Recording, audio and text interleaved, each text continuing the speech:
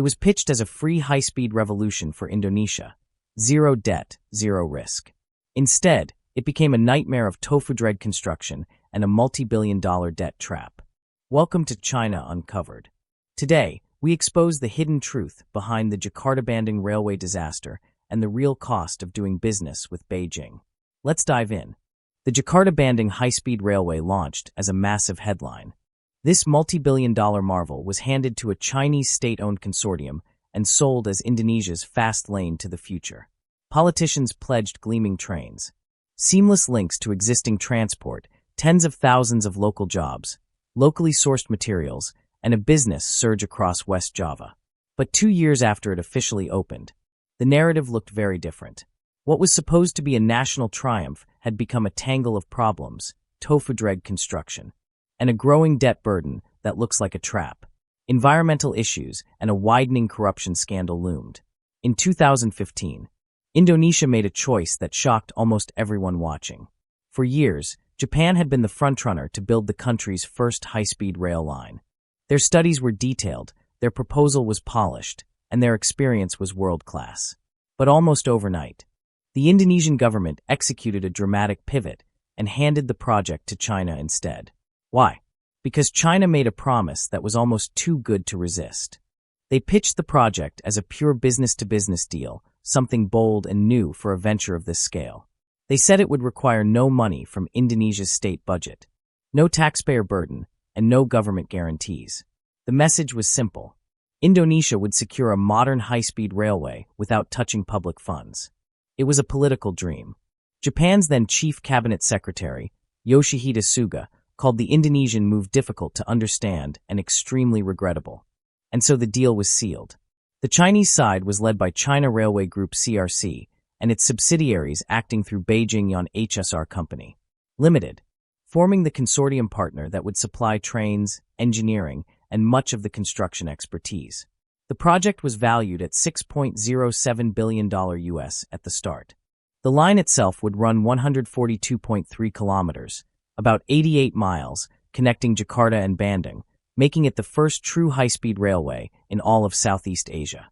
At full speed, the trains would reach 350 kilometers per hour, or about 217 miles per hour, cutting the usual 3-hour journey down to just 40 minutes. And the deal even gave Indonesia 60% ownership. It was marketed as proof that Indonesia would still hold the reins, keeping control and sovereignty over a critical national asset. With so many promises, the government wrapped the project in a powerful national narrative. They gave it a new brand name, Whoosh. Short for waktu hemat, operasi optimal, sistem handal. Time-saving, optimal operation, outstanding system. It was sleek, modern, and full of ambition. But this high-speed railway was more than just a transport project. It became a flagship for China's Belt and Road Initiative, a showcase meant to prove what Chinese technology and financing could achieve in the region. On paper, it looked like a win for everyone. A fast train, a modern symbol, a cost-free deal for taxpayers, and a partnership that would bring Indonesia into a new era of infrastructure. At least that's how the story began. The problems did not appear all at once.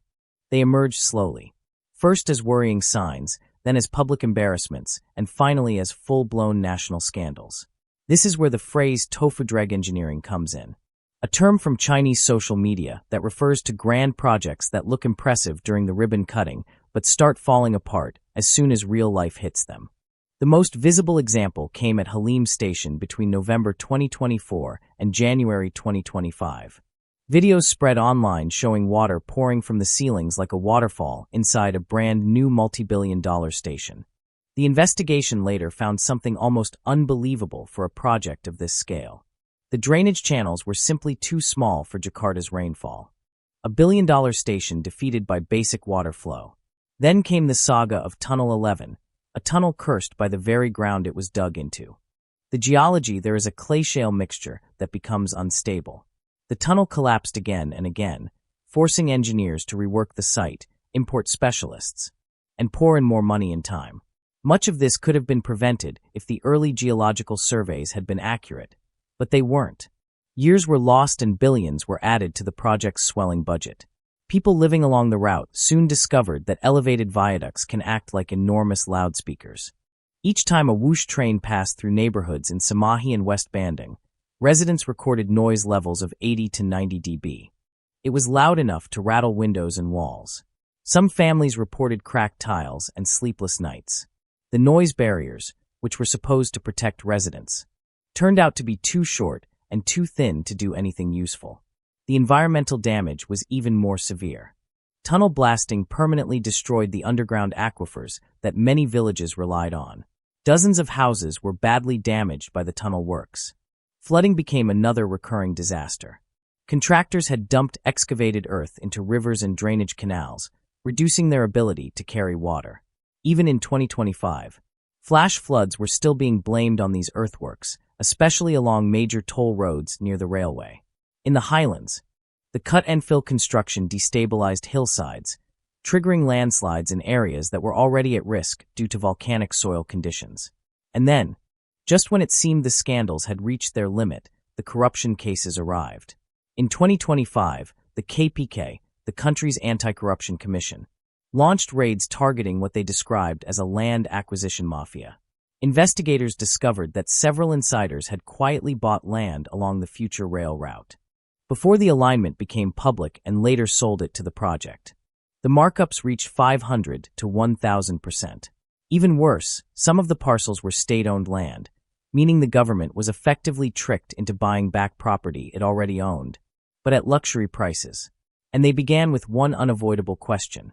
How did a project that was supposed to cost $6.07 billion end up exceeding $7.3 billion?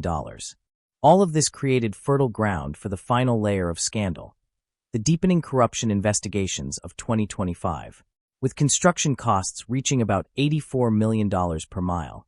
While China builds similar lines at roughly $27 to $32 million per mile, investigators began asking who profited from the massive markups. The case quickly became a test for the independence of the KPK and a symbol of how complex and politically charged the project had become. The scandal exploded after former Minister Mahfud MD asked a simple but explosive question on live television. Why does high-speed rail cost 3 times more here than in China? That question helped push the matter into a full criminal investigation where inflated engineering and construction contracts became a central focus. This brings us to the second major category, the debt trap scandals. The project had been sold to the public with one fundamental promise, that the government would never spend state money on it. But by 2021, that promise had collapsed. The government began injecting funds from the state budget, breaking the original claim of a purely private B2B deal. The additional loan taken to cover cost overruns came with a much higher rate. It was a 3.4% to 4% interest rate compared to the original 2%.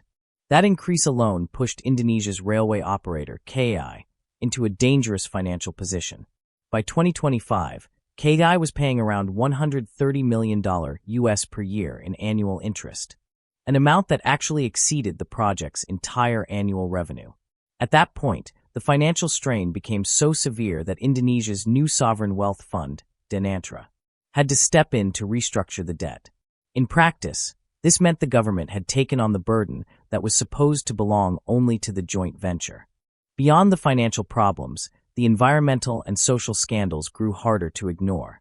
The AMDAL, the Environmental Impact Assessment, had been rushed because the project was labeled a national strategic priority, allowing it to bypass many checks. As a result, aquifers were destroyed, landslides increased, and drainage systems were overwhelmed. In the end, the Jakarta-Bandung High-Speed Rail was no longer just an ambitious infrastructure project. It had become a cascade of scandals, economic, environmental, social, and political, all tied to one railway that was supposed to change everything, yet ended up exposing far more than it delivered. Public reactions did not take long to surface, and for many Indonesians, frustration grew with every new problem that appeared. People who had waited years for this modern symbol of progress now questioned whether it had been rushed forward without enough care for the communities it affected. Netizens gave the project biting nicknames. Some called it Tofu-Dreg infrastructure, borrowing the term used in China for buildings that crumble almost as soon as they are finished. Others described it as a debt bomb waiting to explode, referring to the loans and growing financial burden. And one of the most repeated labels was the world's most expensive 88-mile train.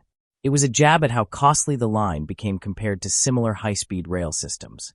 Around the world, voices in the public space grew pointed and personal. Ferdinand Chandra put it bluntly, "Even a lay person like me can see the big gap between 0.1% and 2% interest. So how did we end up in a debt trap? Like what happened in Djibouti."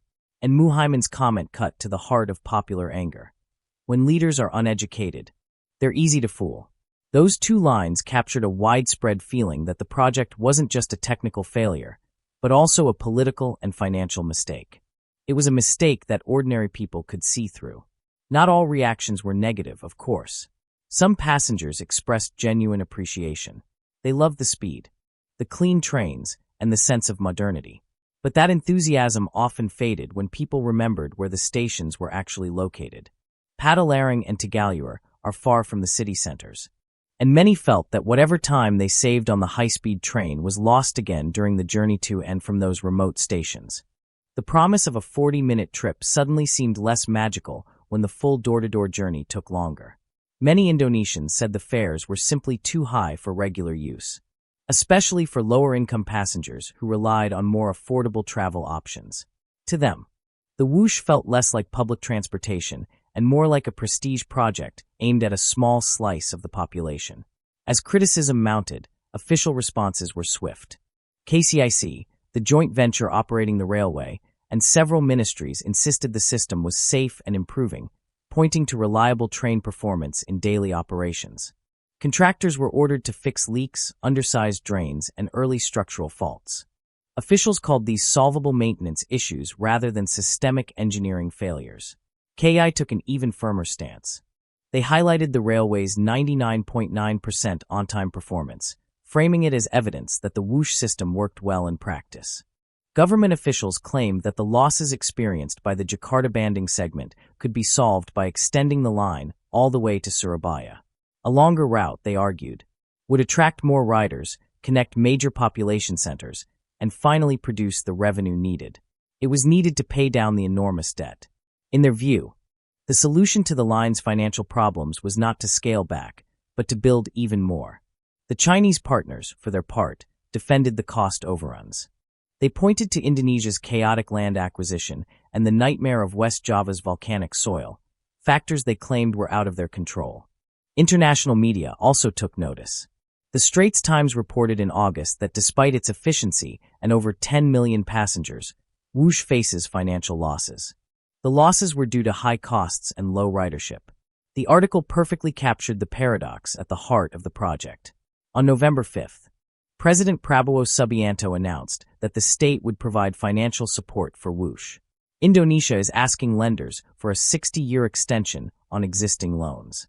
They also asked for the overrun interest rate to be cut from 3.4% back to 2%. Officials are using the proposed Surabaya extension as leverage in those negotiations, arguing that a longer line will improve revenue and make the debt more sustainable. What happened with this railway may feel dramatic, but it follows a familiar pattern seen in many belt and road projects. They start with bold promises, fast construction, low-interest loans, private funding with no risk for the host, and world-class engineering. On paper, they look irresistible. Once work begins, however, reality bites. Land costs rise. Environmental risks are downplayed, timelines slip, and budgets swell. The purely commercial financing often breaks down, leaving local state-owned firms to shoulder the losses and governments to quietly take on private debt. It is political enthusiasm giving way to economic pain. The Jakarta-Bandung line fits that pattern, rushed under pressure with shortcut assessments and hidden risks. In the end, the cycle is the same. Big promises up front, costly corrections later, and the final bill landing on the host country. The Jakarta-Bandung High-Speed Rail became more than a train line. It became a lesson. What started as a promise of fast modern progress revealed the cost of rushed deals, underestimated risks, and weak oversight. Ordinary people noticed the contradictions: soaring costs, broken promises, and the political choices. The trains run and they impress. But the project's scandals and debts will shape debates about development and foreign partnerships for years. And as Indonesia talks about extending the line to Surabaya, the real question is no longer about speed or technology. It's whether the nation is truly ready. It's about whether they are ready to place its next strategic lifeline back into China's hands. Do you think Indonesia made a mistake trusting this deal? Let us know your thoughts in the comments below. And for more uncensored reports on China's economy and politics, make sure to subscribe and turn on notifications. See you in the next video.